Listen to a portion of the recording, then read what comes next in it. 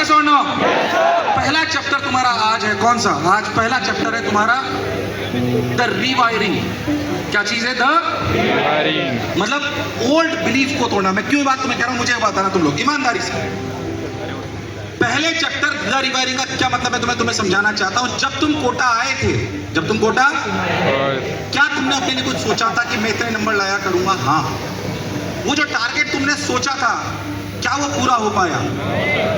अब तुम्हारे मन में जो नंबर तुम्हारे अभी तक आए थे, जो नंबर तुम्हारे, वो तुमने अपनी उसको विचारधारा बना लिया, अपनी पर्सनालिटी बना लिया कि अगर मेरे जेई में 300 में से मात्र 100 नंबर आते हैं तो तुम चाहकर भी ये नहीं मान पाता कि मैं 250 के पार कर सकता हूं।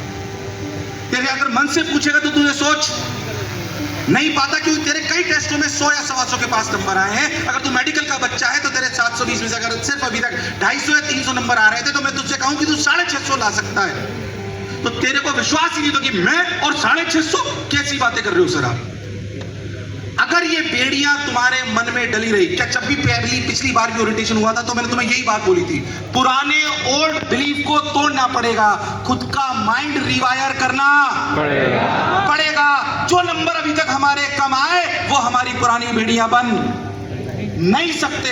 ये सिर्फ मोटिवेशन की बात नहीं है, इसलिए मैं तुम्हें कह रहा हूं, सोच समझ के बोल रहा हूं। तब मैं तुम्हें कह रहा हूं, अगर आज के 5 चैप्टर को तुमने ध्यान से सुन लिया, विश्वास मानो इस सभागार में बैठा हुआ, इस मंच से कह रहा हूं, हर एक बच्चा सिलेक्ट होगा और उसमें क्षमता है। यस और नो? अगर तुम में क्षमता नहीं होती तो तुम्हारे घर वाले तुम्हें कोटा नहीं भेजते, और अगर तुम में साहस नहीं होता तो तुम कोटा में अभी तक टिक नहीं पाते। यस और नो? तो खुद के लिए एक बार फिर से जोरदार तालियां बजा दीजिए। हाथ ऊपर करके खुद के लिए तालियां बजनी चाहिए। पुराने जितने भी नंबर तुम्हारे आए हैं वो हमारा कोई बेंचमार्क नहीं है। हाँ, हो सकता है दोस्तों को लगता है यार ये तो 300 में से 100 वाला ही बच्चा है, ये 300 में से 100 वाला ही बच्चा है। हो सकता है मम्मी पापा को भी लगता है यार हमारी लड़की के तो 300 ही नंबर आते हैं, शायद 450 तक पहुंच जाए। मैं कहता हूं उन्हें गलत हम साबित करेंगे। यस और नो? अरे यस और नो? लड़कियां कहां बैठी है? लड़कियों को कहना चाहता हूं आज, लड़कियों के लिए मैं बहुत कम बार बोलता हूं पर आज कहना चाहता हूं, और मेरी विचारधारा है जो तुम्हें कहना चाहता हूं। लड़कियों को लेकर हमारे देश में सबसे ज्यादा बेड़ियां है कि नहीं है?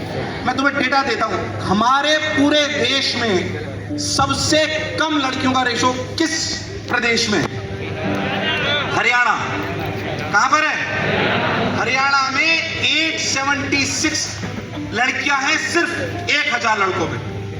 जो हरियाणा का होंगे वो जानते होंगे, वहां पे आज भी लड़कियों को बहुत अजीब से देखा जाता है। लड़की होती है तो घर में खुशी मनाई, आज भी हरियाणा में ऐसा होता है। आज भी सबसे कठिन परिस्थिति में हरियाणा में शायद लड़कियों को देखना पड़ता है और उनको सबसे ज्यादा शायद नकारा जाता है। ऐसा हमारा प्रदेश हरियाणा है। पर दूसरा डेटा मैं आपको देता हूं, जिन हमारी लड़कियों ने कठिन परिश्रम में हरियाणा से निकली, 2024 पेरिस ओलंपिक में हमारी जितनी लड़कियां गई पूरे देश में से, उसमें से 40% लड़कियां हरियाणा से थी।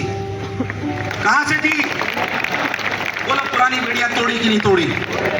जिन्होंने सबसे ज्यादा, जिनको कठिन परिस्थिति दी गई। मैं इसलिए तुम्हें कह रहा हूं, हो सकता है तुम्हें आज कोटा टफ लगे या पढ़ाई ज्यादा लगे, तुम्हें लगे तुम अपने दोस्तों से ज्यादा मेहनत कर रहे हो, पर क्या कठिन परिश्रम ही तुम्हारे लिए रंग लाएगा? यस और नो? अरे यस और नो?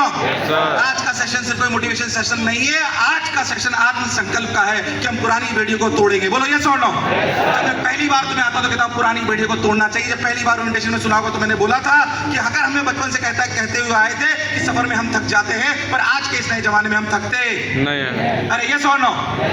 यानी कि हमें हमारी पुरानी बेड़ियां तोड़ना आना चाहिए। लड़कियों को मैं फिर कहना चाहता हूं, और क्या बात करते, मेरे को दुख है इस बात का, यहाँ पे हम टीचर्स भी बैठे हुए हैं, हम कभी इस बारे में बात नहीं करते।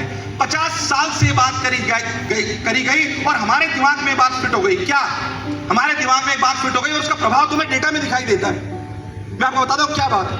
50 साल से हमें बताया गया और खासतौर से लड़कियों को बताया गया कि इंजीनियरिंग फील्ड लड़कियों के लिए नहीं है। उसका डेटा आज तक आपको बताता हूं कि आईआईटी में अपीयर होने वाली लड़कियां 20% से कम है, आईआईटी में जाने वाली लड़कियां भी 20% से कम है। अरे क्यों इंजीनियरिंग की लड़कियों के लिए नहीं है? मुझे एक कारण बता दो।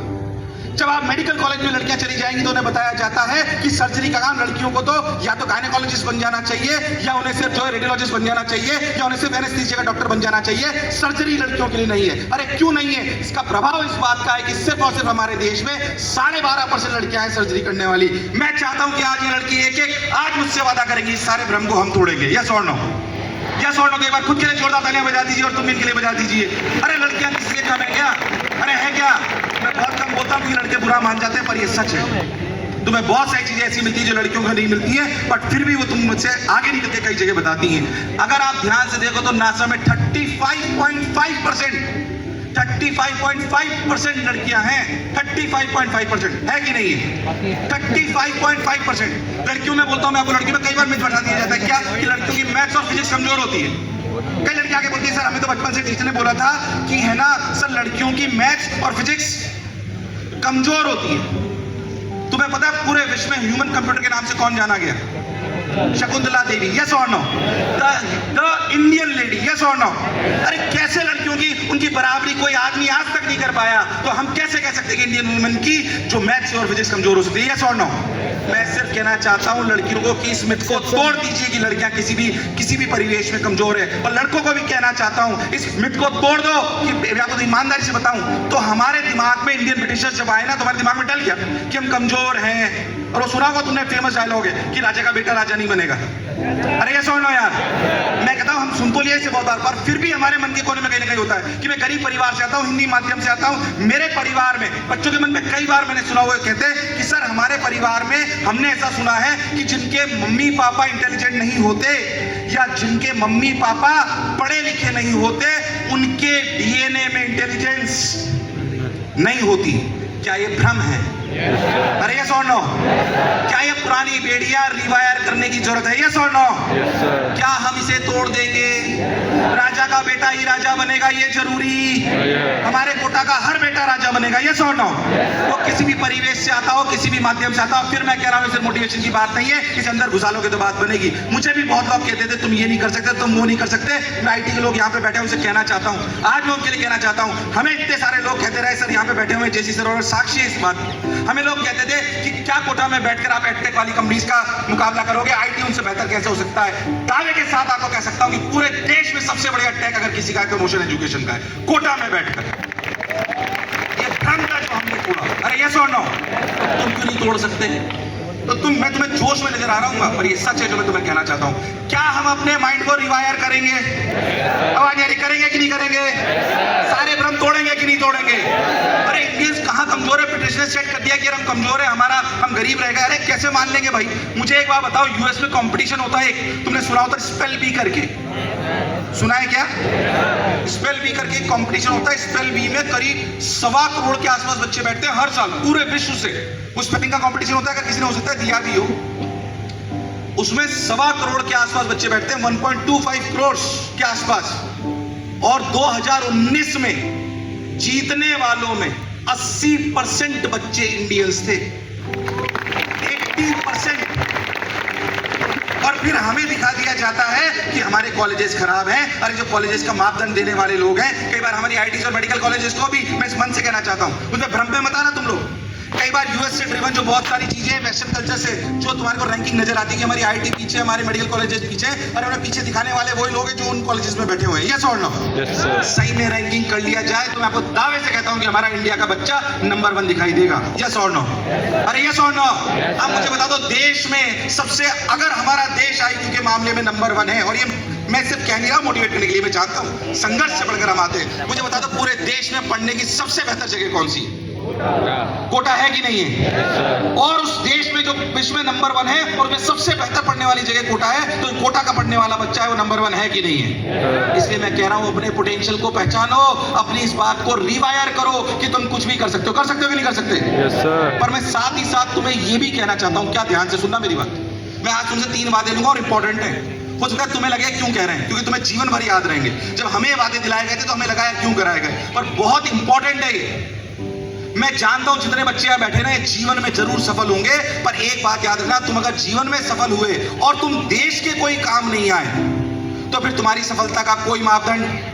तुम यहां फ्री होके बैठ पा रहे हो, मैं फ्रीडम के साथ तुम्हें बोल पा रहा हूं, इंफ्रास्ट्रक्चर अच्छा है, हम सेफ महसूस कर रहे हैं कि नहीं कर रहे? ये किसकी देन है? देश की। और उसकी देन है जो लड़ा के हमारे सरहद पे लड़ रहे हैं। यस और नो? शायद हम सरहद पर जाकर नहीं लड़ेंगे, पर क्या देश की सेवा कर सकते हैं? क्या देश का मान बढ़ा सकते हैं? बढ़ा सकते हैं कि नहीं बढ़ा सकते? अरे ऐसा थोड़ी कि मैं अपॉर्चुनिटी लगी। मैं तुमसे सिर्फ एक वादा लेना चाहता हूं, आज शपथ भी दिलाऊंगा तुम्हें, मैं तुमसे सिर्फ एक आज वादा लेना चाहता हूं कि अगर कभी तुम्हारे स्वयं का स्वार्थ पहले हो या देश का स्वार्थ पहले हो तो देश हित में अपन जब पहले जाएंगे। यस और नो? ऐसा थोड़ी था एपीजे अब्दुल कलाम आजाद की बात कर लीजिए या आप सारा भाई की बात कर लीजिए, डॉक्टर सारा भाई की, या होमी बाबा की बात कर लीजिए, इतने बड़े बड़े हमारे साइंटिस्ट हुए, क्या उनके पास बाहर जाने की अपॉर्चुनिटी नहीं थी? थी कि नहीं थी? क्या उन्होंने देश में रहकर देश को पहले सफल बनाया? यस और नो? अरे यस और नो? हम सबने फोटो देखी कि पहली बार हमारा रॉकेट साइकिल पे ले जाया गया था। यस और नो? जो इंटेलिजेंट लोग उसे लगे थे, क्या उनके पास अपॉर्चुनिटी नहीं थी कि वो नासा यूएस जा सकते थे? जा सकते थे, नहीं जा सकते थे? आज उन्हीं की बदौलत हमारा इसरो खड़ा हुआ है। खड़ा हुआ ही नहीं खड़ा हुआ? एक बार जोरदार तालियां बजा दीजिए। मैं चाहता हूं उनमें से कोई आप जैसा निकलना। अरे ये सुन लो, अरे ये सुन लो, क्या हम देश के लिए एक आज संकल्प कर सकते हैं? कर सकते हैं, नहीं कर सकते? मैं चाहता हूं अपनी जगह पे खड़े हो जाइए। आज 3 बातें कराऊंगा तुमसे। क्या हमारे पास वो होते? सब अपनी जगह पे खड़े हो जाइए। 3 बातें कराई जाएंगे आज पूरे मन से, पूरे मन से।